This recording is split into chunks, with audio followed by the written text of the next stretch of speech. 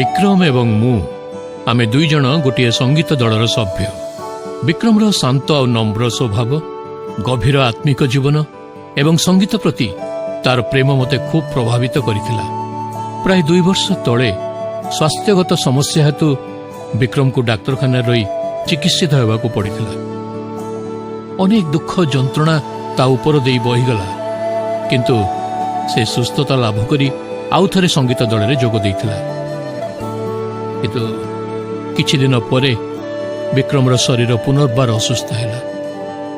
Doctor Vikram को फल रूपे परीक्षा कला परे ता फुसफुस रे गोटे दाग रहिथिवार आविष्कार कले एवं कहिले एहा कर्कट रोगर प्रारंभिक अवस्था बोली मु संदेह करुची आ सेथिपई अस्त्रोपचार आवश्यकता पड़िबो।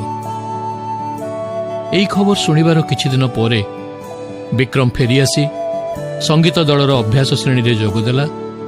आ थरे आमे खूब सुंदर गोटे इंग्राजी गीत अभ्यास करुथुलु।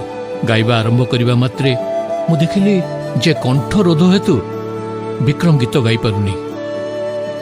से मो कान रे फुसफुस करी कथा कहला, सुन मो फुसफुस रे जो कर्कट रोग देखा देइछि ता सहित मु मोर सर्वस्व को समर्पण करि सारिछि।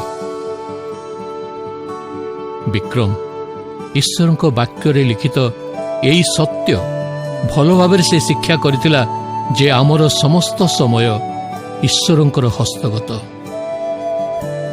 प्रिय बंधु, कौनसी दुरासाध्य रोग किंबा दुस्संवाद आमको थरहर कले आमे हुएत खूब क्रोधान्वित हो पारू, रागी जाई पारू, ता सहित युद्ध करि पारू, निश्चल हो जाई पारू, किंबा मोर एई प्रिय बंधु विक्रम परी प्रभु को प्रार्थना पूर्वक यही कथा कहि पारू, प्रभु एहाकू एवं एथि सहित मोर सर्वस्व को तुम निकटरे समर्पण करुअछि।